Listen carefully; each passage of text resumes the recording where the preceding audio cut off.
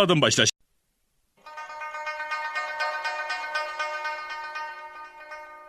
Beshinchi bob. Qo'g'dinish tayyorligi.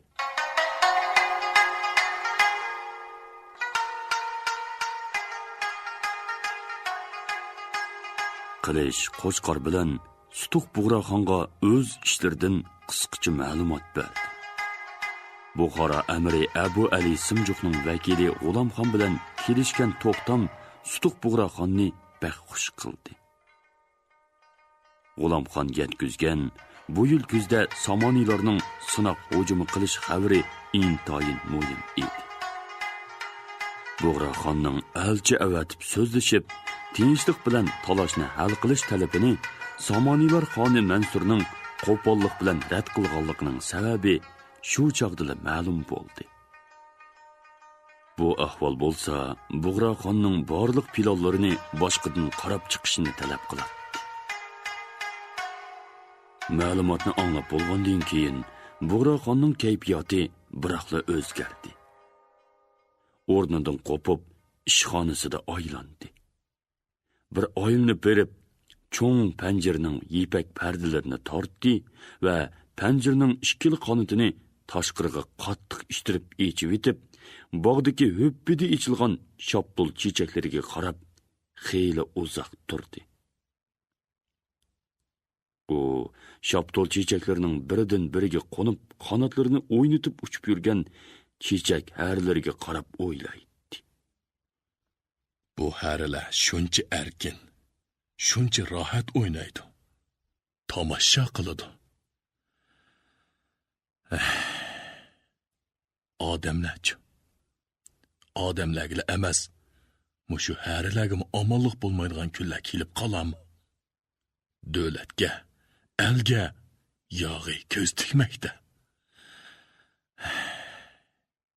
U panjara oldidan orqasiga buralganda Qilichning uningga diqqat bilan qarab turganligini, Qilichning yanida Qo'chqorning o'ltirg'inicha uxlab qolganligini ko'rdi. Sutuq Bug'roxon ularga qarab yaqin keldi. Qilich Qo'chqorni turtib uyg'otmoq bo'ldi. "Hey, tegma, uxlasin", dedi Bug'roxon. "Uyqusiz qopdi. Yo'l uzoq, jiq qiynaldinglar emasmi?" Qo'chqor cho'chib beshini ko'tardi. "Yopiray, ketib qopdiman-da", dedi u xijolat bo'lib ko'zlarini o'g'lab. "Hech qisi yo'q Qo'chqor. Mana qaytib kelding-ku", dedi Bug'roxon kulib. "Aras, biz qo'sh o'lji bilan qaytdik", dedi Qilich Qo'chqorga qarab kulib. 3 kishi berib, 4 kishi bo'lib qaytdik. Ya'ni kelib, konu do'stim birini alg'ash keldik. Belli, shundoqdanglar dexe. Qo'chqor, ishchi aydi-ku, ha? Qutlug' bo'lsin. O, kim edi? So'rdi Bug'roxon. "Billa poda boqqan bir odishim", dedi Qo'chqor zot tortib yerga qarab. "Tozi yaxshi bo'pti. Poda boqqan chog'dagi do'stni yang'oq chaqqani tashlatishga bo'lmaydi", dedi Bug'roxon va Qilichqa. Bularni obdan o'rinlashtiringlar. Bu xo'sh xabarni Xonish oydinga ayting", dedi. Bug'roxon o'yini yana bir oylinib, boyiqi xiyoliga qaytdi. Nima qilish kerak degan savol uning beshini o'rib oldi. "Ish oydinlashdi", dedi u Qilich bilan Qo'chqorning oldida to'xtab, keskin holda. "Alda jang tayyorligini jakolash kerak bo'ldi. Qani, yog'i sinab boqsin, dakkisini beraylik. Buning uchun hozirdan boshlab tugal jangga tayyorlik qilaylik. Qilich, siz ilik hojibga ayting. Bugun kechqurun Uyg'urish xalqisining bosh qo'shishini qilaylik." Kechqurunligi Uchlik Uyg'urish xalqisining bosh qo'shishi bo'ldi. Xalqining 3 a'zosidan boshqa Xonish Oydin va To'g'rul baglar qatnashdi. Qilich ma'lumotchi sifatida qatnashdi. Bosh qo'shish Bug'roxonning ishxonasida bo'ldi. Bug'roxondan boshqalari kelib bo'ldi. Xan azroq kechikib kelmoqchi. U avval qilich o'zining safari to'g'risida so'zlab bersin dedi. dedi Xonish Oydin. Qilich ma'lumot berdi. 2-3 ustida biri Somoniylarning ezishi ostidagi turk uluslarining ahvoli, yana biri G'ulomxon bilan kelishgan to'xtam to'g'risida so'zladi. Birinchi masala ustida so'zlaganda o'ltirishdikilar qiziqib angladi. Lekin ularning diqqati keyingi masalaga ko'proq yuzlangan edi. Hammaylan to'xtamni bilishga bak qiziqadi. Shunga Qilich bu masalaga ko'chganda kayfiyat boshqacha bo'ldi. Amir Abu Alining Qaraxoniylar davlatiga bo'lgan do'stona samimiyatini, Sutuq Bug'raxondan cho'ng umidlarni kutadiganligini so'zlaganda, o'ltirganlar xushal bo'lib jonlanib ketdi. Bo'libmi To'xtamning Bug'raxon qaytirma hujum qilib kelganda, Buxoro amiri Abu Ali ichki jihatdan moslashidi. G'azni amri Sibuq tekin bo'lishidu degan mazmun aytilganda, o'ltirganlar kulimsirab, bir-biriga qarab jonlanib ketishdi. "Buningga ishonching tugalmi?" deb so'radi Arslan Qilichdan. "Gap yo'q", deb keskin javob berdi Qilich. "Sibuq tekinning qo'shilishiga ishongili bo'larmi?" dedi gumonlanib To'g'rilbay. Amir Sibuq tekin Abu Alining ishonchlik do'sti ishkan. G'ulomxonning so'ziga qaraganda ular kelishib qo'ygan chig'i bor, deb tushundirdi Qilich va yana. Sibuq tekin bizning turk ulusidan ishkan, deb qo'shib qo'ydi. Shuningdan keyin Qilich Somoniylarning bu yoqqa bostirib kelishi to'g'risida Nuh ibn Mansurning Qaraxoniylar elini besa olmoqchi bo'lganligi, u buningga tayyorlik qilayotganligi. Lekin Nuh Mansurning qachon cho'ng yurish qiladiganligiga aniq bir nima degili bo'lmaydiganligi to'g'risida so'zlab berdi. Bu yaqin yillarda harakat qila olmas. Ularga kuchini ulg'aytirishga vaqt kerak bo'ladi, degan so'zini yetkazganda, o'ltirganlar g'o'li-g'o'li qilishdi. Ularning besib kelishi cho'qim, dedi Xonish Oydin. Yog'iga vaqt kerak bo'lsa, bizmi vaqtni qo'ldan bermay tayyorlik qilishimiz kerak. To'g'ri, shundoq, deb qo'shildi boshqalar. Biroq bu yil kuzda ular chigirdan besib kirib, bir sinoq jang qilarmish, dedi Qilich ogohlantirib. Bu so'z o'ltirganlarni cho'chitibdi. Bu yil sinoq jangi? deyishdi ba'zilar bir-biriga qarashib. Bu aniq xabarmikan? deb so'radi Bilga tekin. Bu so'zni Abu Ali kesib aytibdi. Sutuq Bug'raxonga cho'qim yetkazish kerak debdi, dedi Qilich va G'ulomxonmi bu xabar aniq dedi, deb qo'shib qo'ydi. Shundoq, gap aniq, dedi qo'shimisini turib o'ltirgan Botir tog'a. Avval belimizni tutib sinab boqmoqchi. Belimiz bo'sh bo'lsa, elib otmoqchi. To'g'ri gap, dedi uyga kirib kelayotgan Bug'raxon. belimizni mahkam bog'lash kerak. Sinab boqsin. U hurmat qilib o'rinlardan turgan uydagilarni o'ltirishga taklif qildi-da, o'zimi o'ltirdi. Qilich, so'zlab bo'ldingizmi?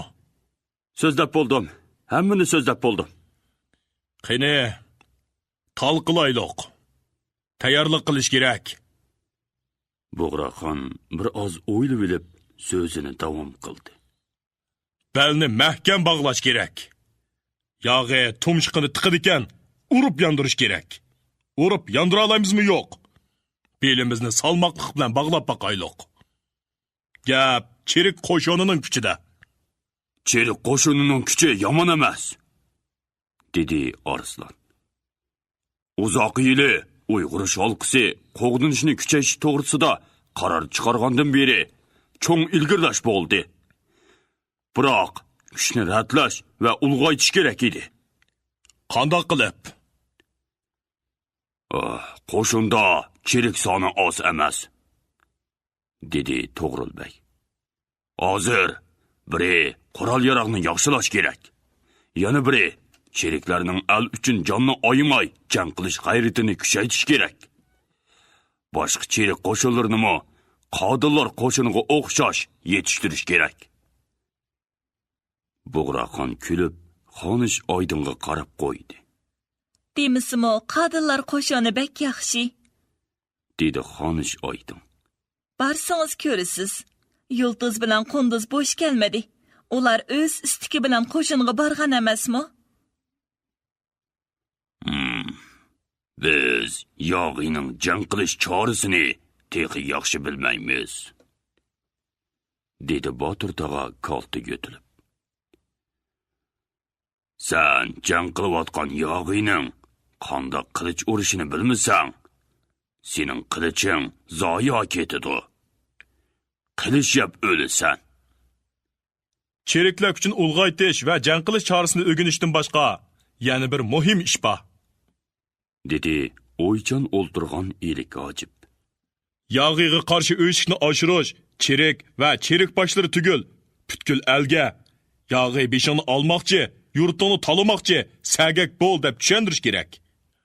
Avval yuqori amaldorlardan boshlash kerak. Jang qilib o'lib berish nimaga kerak? Hammaylar musulmon, ulug' Bag'dod xalifamning g'ulomlari. Birlashib ketsak bo'lmamdi degandek o'sak so'zlar oz emas. Biz jang tayyorligini jakalagandan keyin mundaq putli qashonlar cho'qim ko'paydi. To'g'ri gap, dedi Bilga Tekin qo'shilib. Bu xato tunishni tugatmay, jangda utib chiqilib bo'lmaydi. Bu ishni o'rdining o'zidan boshlamoq kerak. Bilishimcha, xazina bo'shab qolay dedi. Dedi Xonish Oydin. Bunimi o'ylash kerak. Meningcha, avu yo'g'on qo'rsaqlarning yig'ini oz to'la shilish kerakmikin? Boshqalar kulishib, boshlang'itib qo'shiladiganligini bildirdi. Uyg'urish halqisining o'ltirishi yerim kechigacha davom qildi. Cho'ng kichik nurg'un ishlar talqilandi va birlikka kelindi. Yig'ib aytganda, butkul elni oyoqqa turg'izish, har qanday kashillarni bo'sib, elni qo'g'dash va buning uchun atili o'rdi kengashmasi echib, chora tadbirlarni o'ttirg'a qo'yib, muzokara qilishga qaror qabul qilindi. Kengashmada Aruslonbek avval so'z qilmoq bo'ldi. O'rdining kengash saroyiga o'rdi arboblari tugal yig'ilgan edi. Amaldorlar siyoqidan hech ish yo'qdek qilgan bilan ko'ngillari dakki-dukkida edi. Bir necha kundan beri o'rdida taralgan mish-mishlar biror cho'ng vaqa bo'ladiganligidan derak berib turadi. Bugungi kengash odatdagi kengash bo'lmas deb o'ylashotdi o'lchilar va amaldorlar. Ba'zilar jimjitlikni buzib, bir-biri bilan pichirlashadi. Pichirlashqach, oralab ishga qarishib qo'yadi. Ishkirning ishki shart qilib echilishi bilanla hammaylan tanglay erg'ib qo'pishdi. Sutuqbo'raqon Xonish Oydin bilan kirib keldi. Ko'pchilik ikki qo'lini almashtirib maydisiga qo'yib, boshlarini aydi. Ular Bug'roxonga qarmagan bo'lsa-mu, qattiq bosgan qadam ovozidan uning jiddiy kayfiyatini bilib turadi. Xon bilan Xonish to'rdagi o'rindiqlar oldiga kelib to'xtadi. Saq bo'linglar, dedi Bug'roxon surdik, chus ovoz bilan. Ulug' xaqonimiz omon bo'lg'ay, dedi ko'pchilik boshlarini yanama egibrak, yo'g'on, tang ovoz bilan. Bu ovozlardan saroy guldirlab ketdi. Bug'roxon boshqalarni o'ltirishga taklif qilib, o'zimi o'ltirdi. O'ltirganlar yer ostidan Bug'roxonga qarashadi. U qapoqlari silingan. O'yjon surlik ko'rinadi. Hamma jimjitlik ichida uning so'zlashini kutadi. Elga afat kelmekte yarallah. Dedi u salmoq, yo'g'on ovoz bilan. Yağı bisip gelmekçi.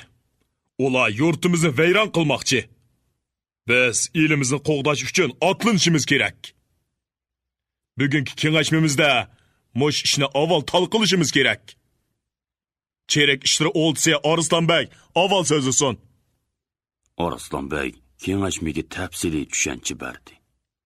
U Samoniylar xoni Nuh 2 ibn Mansur qo'shin avatib, alning chigirsig'i besib kirmoqchi ekanligini, uningga taqobil turish uchun qaysi ishlarni qanday qilish lozimligini so'zladi.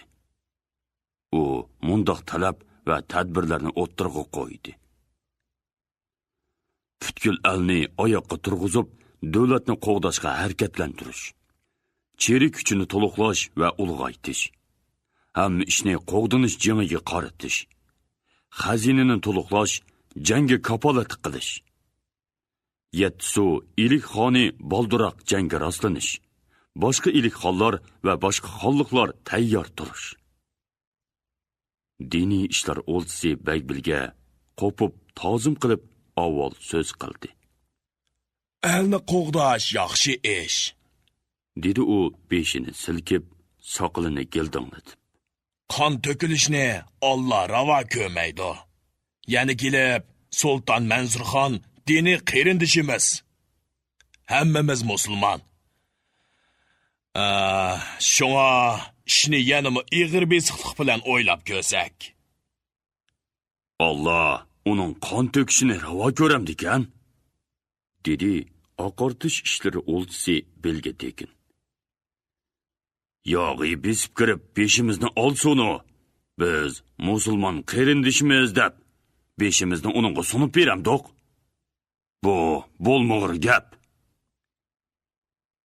Agar u bizni qerindosh deb bilsa, biz uningga qerindosh, dedi Botir tog'a past, lekin keskin ovoz bilan. U bizga yog'iylik qilsa, bizmi anga yog'i. Yog'iga bosh egish gunoh. Baybilga buni bilishingiz kerak. Baybilga deb yana so'z qilmoqchi bo'lgan edi, lekin boshqalarning qarshiligi bilan peshonasini ertib o'ltirib qoldi. Xazinini qandoqchi to'liqlash kerak? Dedi tekin og'ichi so'z ilib. Jang bo'lsa pul oz ketmaydiganligi aniq. Pul yetmaydi deb yog'iga tiz cho'kish kerakmi? Dedi o'rda og'isi Boris Bey. Pulni tepish kerak, jangni qilish kerak. Amaldarlar, avval o'rda amaldarlari xazinaga ozroq qo'l so'zdigan bo'lsin. Balki yordam qilsin. Boshqalarni elish kerak. Kimdan olamiz? Yasoq oz emas. Norozilik bildirdi yasoq o'lchisi Bo'ribek. Yo'g'on qo'rsaqlarning yig'ida ozroq shilish kerak. Dedi Xonish Oydin. U bechoralarga yordam qilish kerak-da. Yig'inab mang'almay qopdi. Qandoq dedim tekin og'ichi. Xonish uningga kinoylik bilan kulib qaradi. Boshqalarmi kulishdi. Xo'sh, shundoq. Dedi tekin og'ichi ho'doqib. Ko'pchilik yana kulishdi. Cherik qo'shonini to'ldirish uchun cherik ilish kerak. Dedi ilik hojib. Lekin namratlardan ilish, boylardan olmaslikni to'sish kerak. Boylar namratlarga cherik siliq soladigan, kung malaylarni o'z o'g'li o'rniga berdigan ishlarni cho'qim cheklash kerak. Bo'ysunmaganlarni jazolash kerak. Hammani elni qo'g'dashga qartish kerak. Dedi Buğraxon jiddiy holda. Diniy ishlarmi buning ichida? Biz ulug' dinimizni saqlashimiz kerak. Albatta, shuni unutmaslik kerakki, el xarab bo'lsa, bodun xarlansa, dinni saqlig'i bo'lmaydi. Biz kelmek bo'lgan yog'iga qarshi turishimiz. Hozir olvon yasaqchiq. Kishilar naroz bo'lmoqda. Shundoq turuqliq xazina bo'shab qoldi. Olingan ilmlar qayerga ketdi? Tekin og'chi, bo'ribak, sizlar bunga javob berishinglar kerak. Xon u ikkisiga g'azab bilan qaradi. Ular boshlarini to'van egdi. Javob berolmaysizlar-ku. Avval o'zinglarning qo'linglar pokiz emas. Boshqalar bilan sheriksizlar.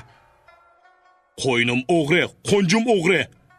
El puli, davlat boyligi g'ayriyanchiqlar kirib ketmoqda. Namratlar ezilmoqda. Baylarning qo'rsqi yo'g'inmoqda. Xonish oydan rost etdi. Ularning yig'ini shilish kerak. Elik hojib, yorliqni o'qing. Ilik hojib o'rnidan qo'pib, qo'lidagi yo'gaklik qalin oq qog'ozni ochdi. Hammaydan gurridi o'rnidan qo'pishdi va hurmat bilan taxt turishdi. Hojib sirlik ovoz bilan yorliqni o'qishga boshladi.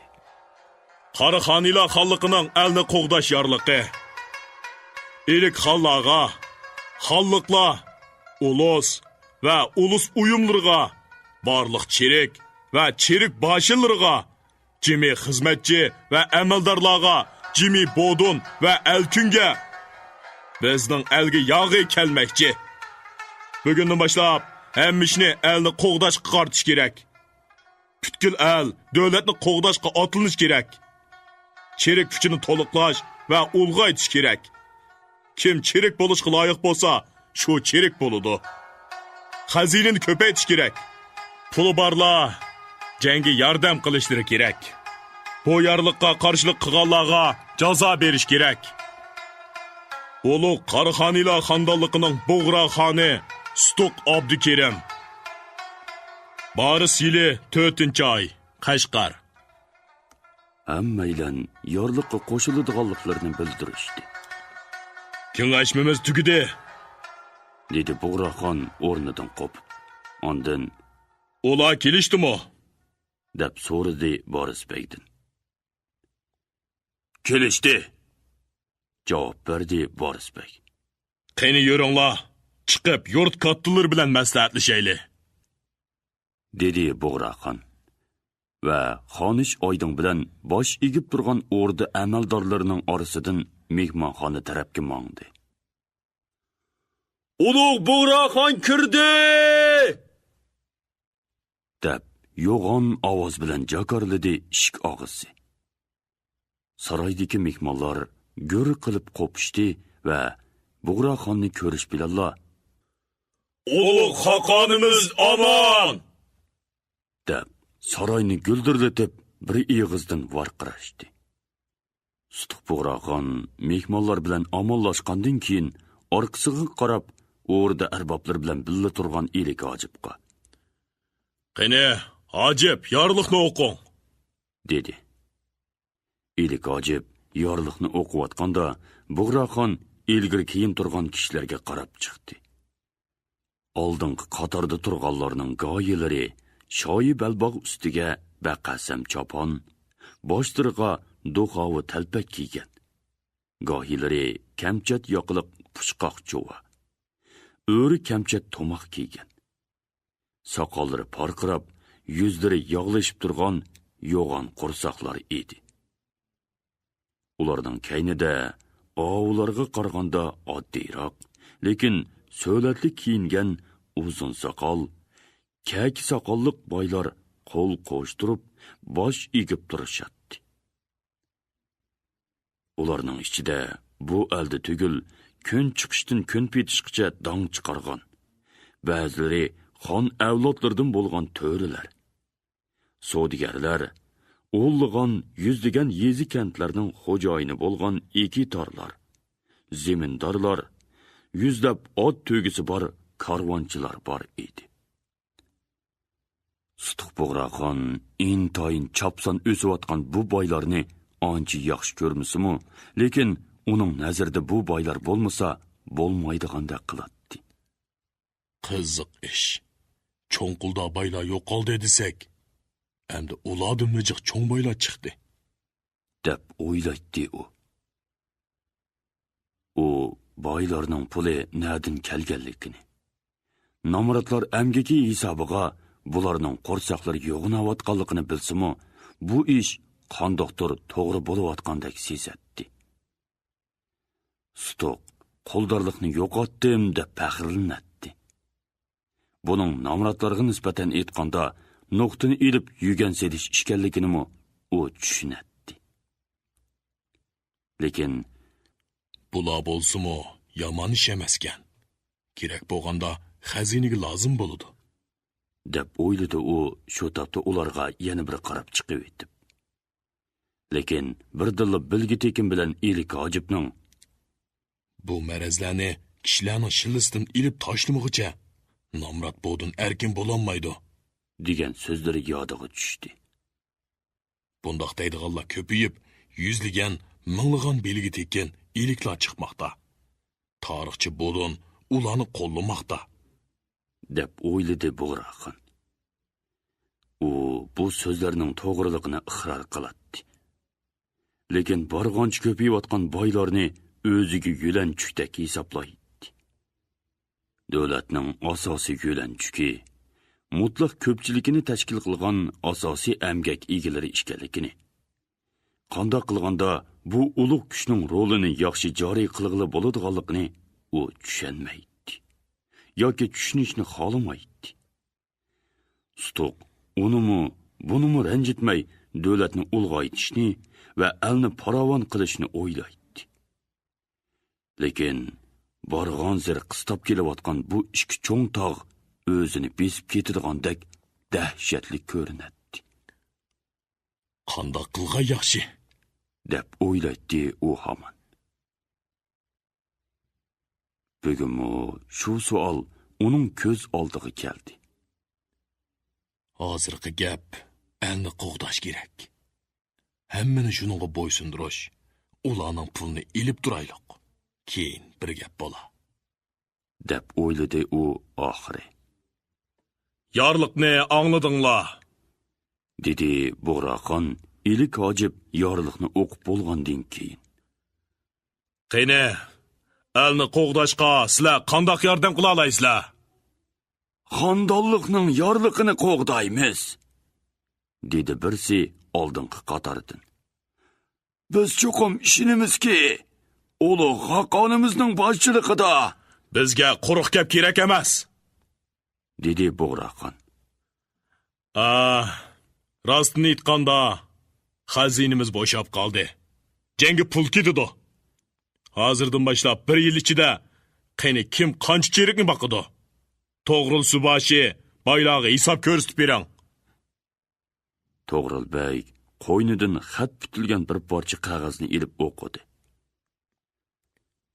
Bir cherak uchun kiyim 50 tanga, qurol yarog' 50 tanga, jobduqliq bir ot 200 tanga, tomoq kuniga 1 tangidan 1 yilga 360 tanga.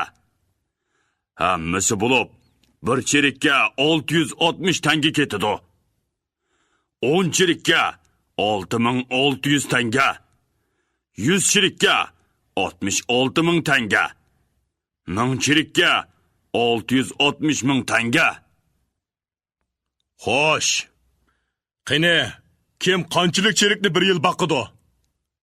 dedi Stoq hammasiga sinoq bilan qarab. Uning ko'zi kelib, kamchat yoqiliq pushqoq jova, o'ri kamchat tomoq kiygan barda boyga tikildi. Boshqalarmi shuningga qarashdi. Ular alda donqi bor bu boyning otigan sonini o'lcham qilishmoqchi edi. Stoq Bo'g'raqonmi uning qandoq boshlab berishiga diqqat qilib qarab turadi.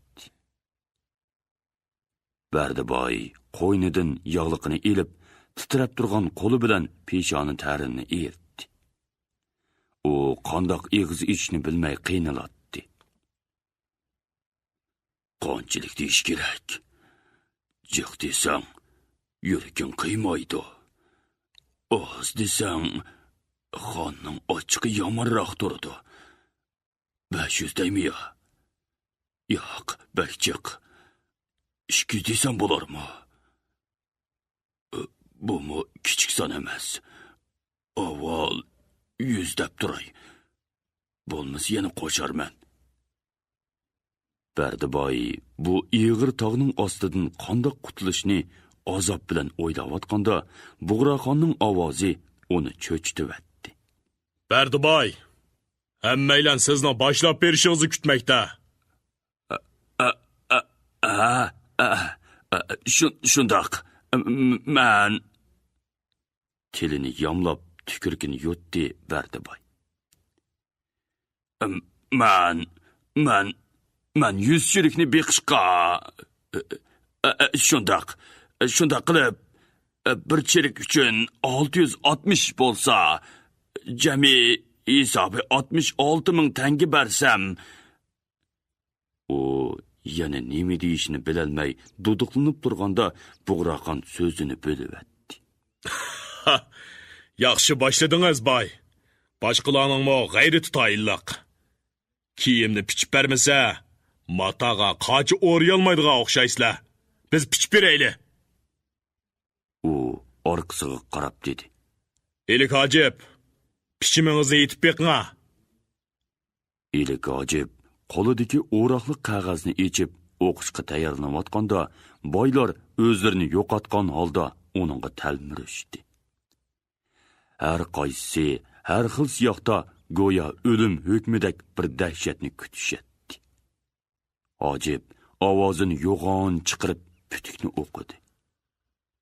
Bardiboy, 2000 chirik.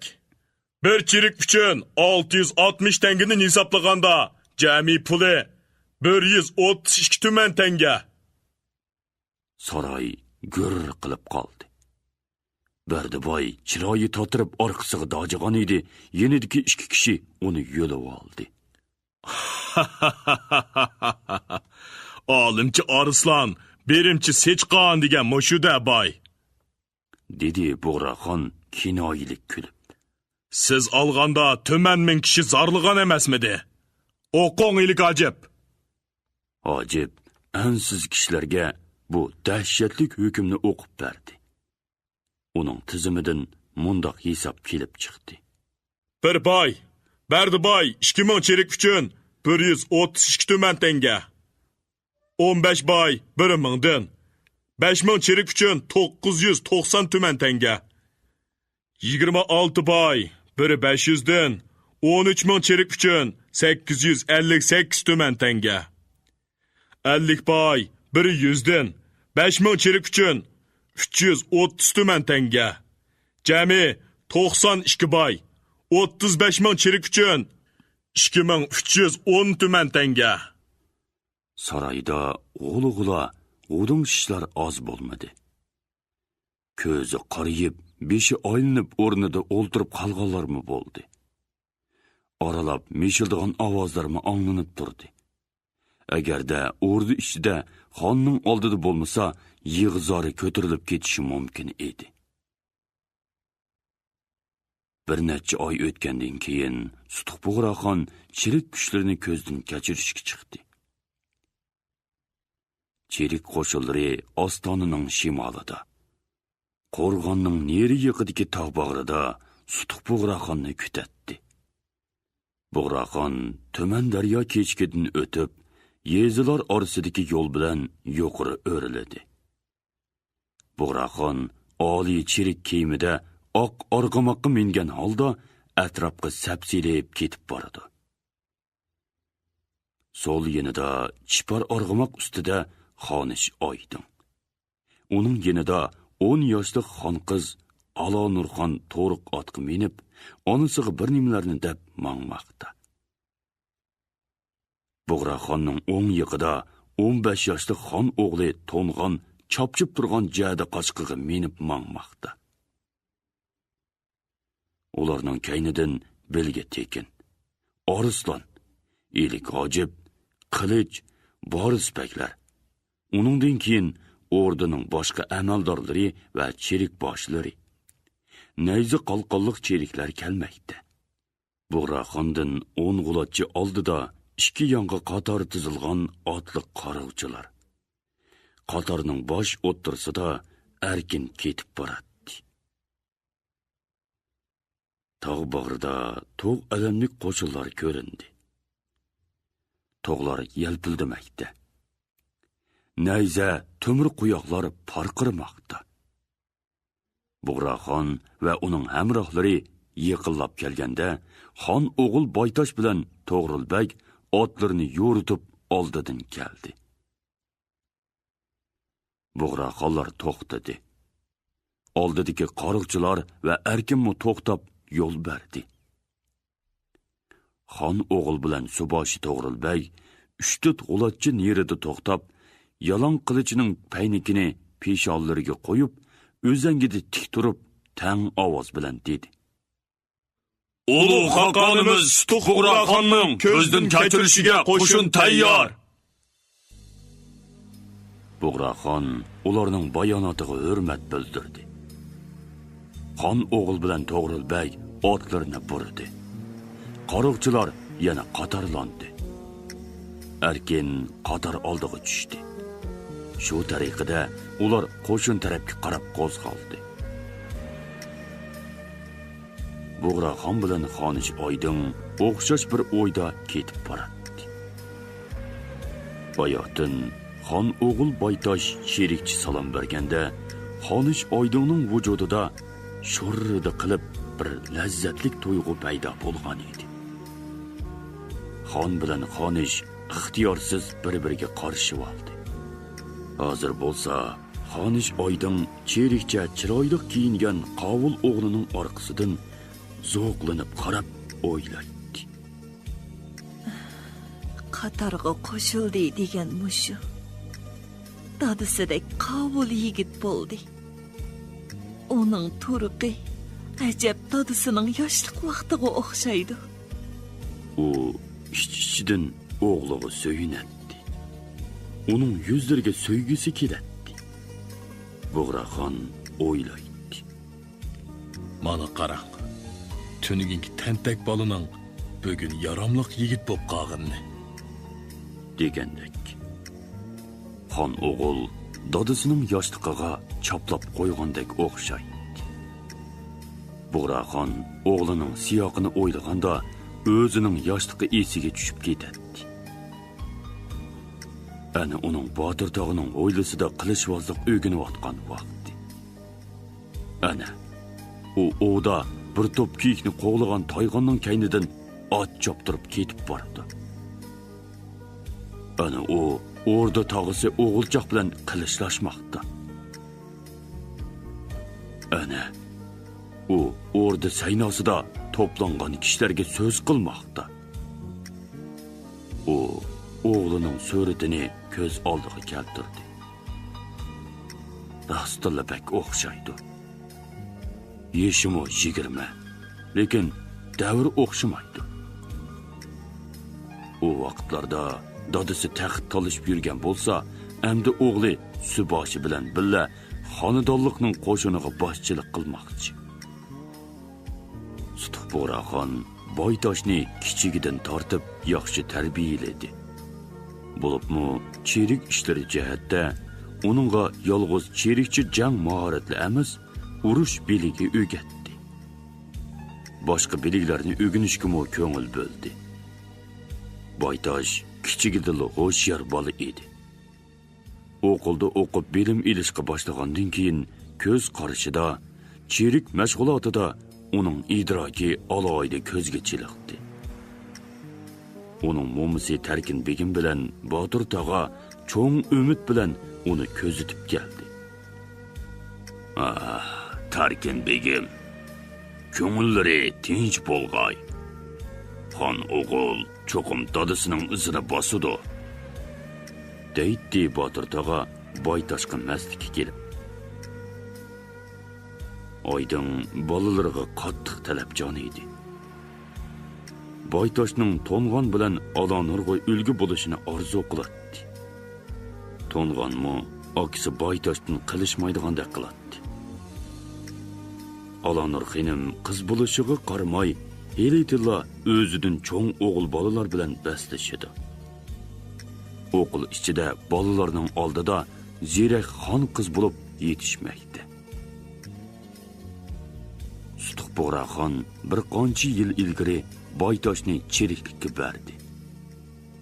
U To'g'rilbekka tapilib, Buni qattiqroq bir cherik boshiga bering. Mansab bermasin. Bir cherikka o'xshash ko'rsin. degan edi. To'g'rilbek xon o'g'lini qattiq qo'llab, cherik mahorati ustun bo'lgan qutluq tuman boshining qo'shiniga avatdi. Xon o'g'il ota-onasining topshiriqi bo'yicha o'ziga talabchan bo'ldi. Bek chopson o'sib pishib bordi. Yigit, yaraydi. Bir qo'shinga boshchilik qilishga kuchi yetadi. Deydi qutluq tuman boshi uningga qoyil bo'lib. Bu qitim yog'iga qarshi urush hozirligi boshlanib, jangga qo'mondonlik qilish To'g'ril Suboshiga topshirilganda, Suboshi xon o'g'il Baytoshni xondan so'rib olgan edi. Jangni ko'rsin, chiniqsin, dedi u xonga. Xonish bilan maslahatlashib rozi bo'lgan edi. Hozircha uningga mansab bermang, dedi xon To'g'rilbekka. Bugun xon o'g'il Suboshi bilan billa yuqori darajalik cherik amaldor sifatida xonga bayonot bermaydi. Uning mansibi yo'q, lekin xon o'g'ilda. Mushu mansabmi yetarlik. Shundoq. Gohida hamma mansabdorlardan ustun turadigan, mansab darajasi yo'q, yuqori huquqliq mansabdorlarmi bo'ladi. Baribir u atik xon. Huquqning hammasi shuningda bo'ladi. U butkul xonliq cherik qo'shiniga qo'mondonlik qiladi. Bo'raxon qo'shinga yaqinlashdi. Tuturgining ustidan boshlab, ustun otishning yo'lini bosib o'tib, 9 hujurning orqasida janubiy tog' bag'ri bilan sap tortib turgan qo'shinlar amdi ochiq ko'rindi. Xonni ko'rgandan keyin butkul sap bo'yicha ko'tarilgan kuchli ovoz kang dolini yangratib. Bu ovozning inkosi tog'larda jaranglamoqda edi. Ovozga diqqat qilib anglaganda "Omon" degan so'zni pamligili bo'ladi. Suboshi To'g'rilbek xon o'g'il Baytosh bilan billa Bo'raxonni qo'shin sepining o'ng qanot beshiga boshladi. Bu yerda qodillar qo'shini otliq sap tortib tizilgan edi. Xonish yo'ldoshlari bilan billa qo'shinga yaqinlashganda o'xshash cherikchi kiyingan, o'xshash oq otga mingan ikki ayol cherik boshi org'moqlarini o'ynatib kelib to'xtadi va qilichlarini peshonlariga qo'yib, jaranglab turgan qo'sh ovoz bilan varqirab bayonot berdi. Qadillar qo'shini ulug' Bo'raxonning buyrug'iga tayyor. Bo'raxon kulimsirab turib, zo'q bilan ularning bayonini qabul qildi. Bu ayol cherik boshlarining birsi bastlik, to'liq kelgan, qo'shinning tuman boshi Yo'ltoz. Yenidiga jo'g'i kichikroq, ko'zlari kulib turgan yana birisi bo'lsa, tuman boshining o'rinbosari Qunduz edi. Qodillar qo'shini qurilganda, ular o'zligidan Bo'raxonga talab yezib qatnashgan edi. Arslan Yo'ltuzning cherik qo'shiniga berishiga qo'shildi.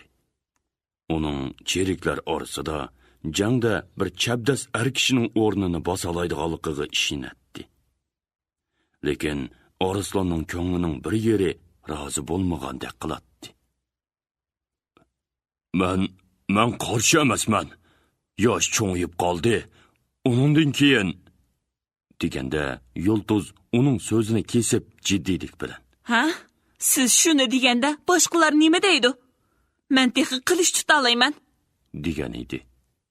Erkin bo'lsa, rostini aytganda Qunduzning cherik qo'shiniga berishiga qo'shilmaydi. lekin Qunduzning qat'iyligini ko'rib g'ing qilolmadi. U singlisi bo'lgandan keyin qilish bir nima darmikin deb umid qilgan edi. Lekin qilish bo'lsa, el uchun jon tikkan yaxshi ish, dedi. Ammo uning yuragini tosh besib olgandek qiladi. U yolg'iz, mehribon singlisidan andish qiladi. Qodillar qo'shini qurilganiga oran 3 yil bo'lganiga qaramay, bak chapsonlik bilan o'sib, ulg'ayib bordi. Avval 1000 kishilik bo'lib, Yulduz bilan Qunduz mingboshi. Mingboshining o'rinbosari qilib belgilangan. Keyin ko'payib, hozir 5000 ga yetdi. Cherik soni oz bo'lsa-mu, ko'payishni ko'zda tutib, shundaqla u qodillar qo'shini bo'lgani uchun Suboshi To'g'rilbay uni to'manlik qo'shini hisobladi. Boshliqlarga to'manboshi, o'rinbosar to'manboshi nomini berdi. Kishilar bu qo'shinni yaxshi ko'radi. Uni hurmatlab Qodin qo'shin deb atadi. Buningdan boshqa bugun tog' bag'riga tuzilgan qo'shinlar Qutlug' tumanboshining qo'shini, Shirbak tumanboshining qo'shini va Chabar tumanboshining qo'shinlari edi. Har qaysisi 20 ming atrofida edi. Chabarning laqami Boris edi. Kishilar bu qo'shinlarni qisqartib Qutlug' qo'shin, Shir qo'shin, Boris qo'shin deb ataydi. Xalq bu nomlarni bekitdi. Qo'shinlarning beshiga Qodin qo'shin qo'yilgan. Xonmu birinchi bo'lib bu qo'shinga keldi. Yulduz bilan Qunduz xonga bayonot bergandan keyin otlarning beshini burab xonning oldiga tushdi. Xon va Xonish yollarda qator turgan Boytosh va To'g'rul bilan yulduzlarning orqasidan mangdi. Ular qo'shinga yaqinlashganda yangicha, lekin kuchlik xotinlar ovozlari ko'tarildi. O'ga ovozlardan "Omon" degan so'zni oran ayrig'ili bo'ladi.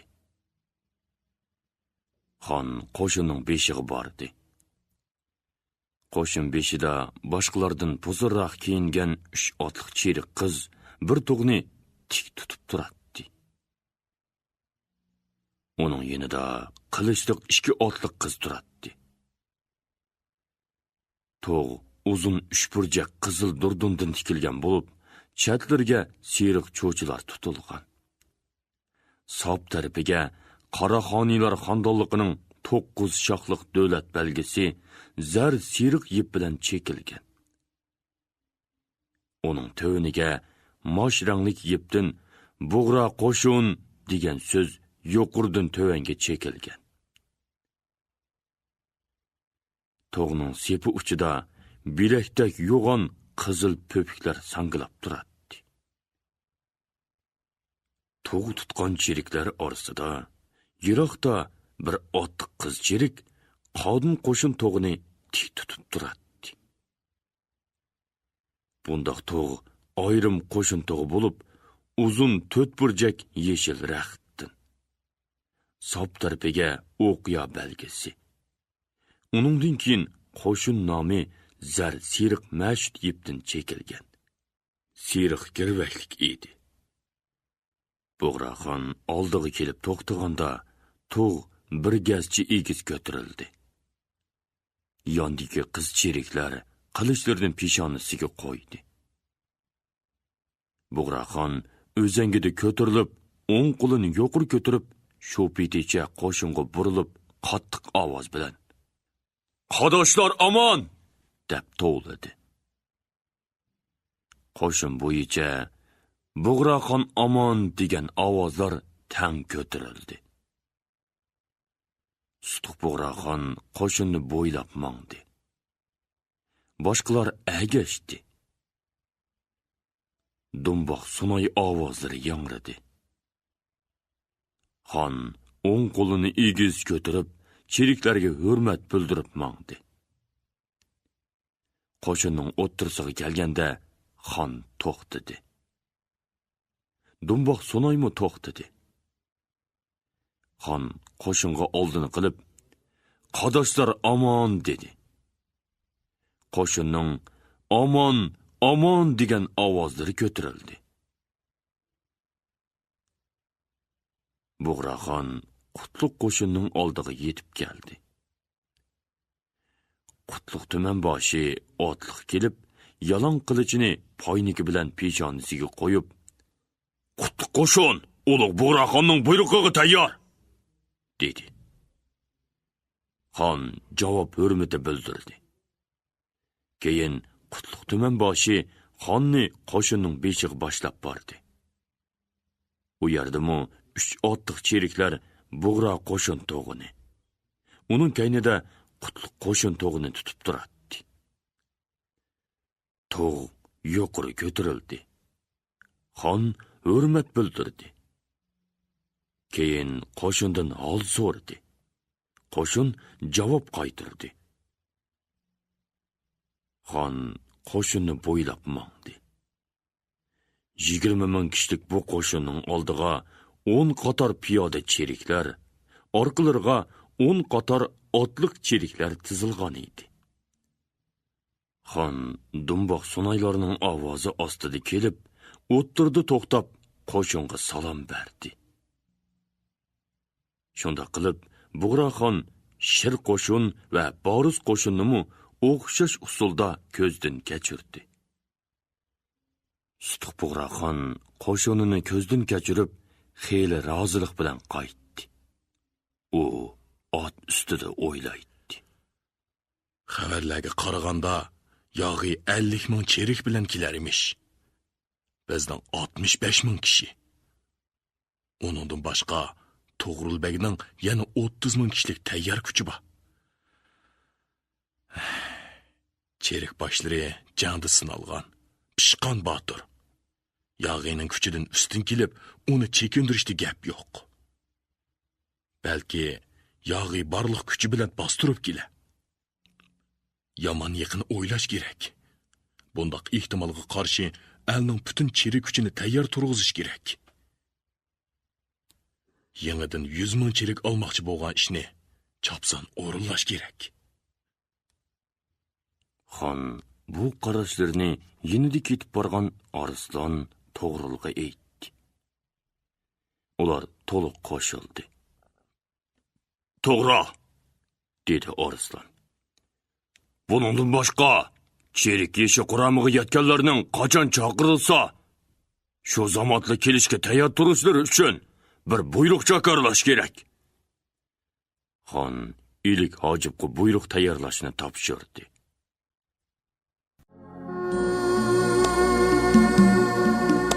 Qo'lida o'tqash bor cheriklar mening orqamdan menglar. Qunduzni topmay qo'ymaymiz. Qunduz! Qunduz! Qunduz! O'qishliq, o'qar u, biliglik bilir. Biligli, o'quqli, kerakka tegir.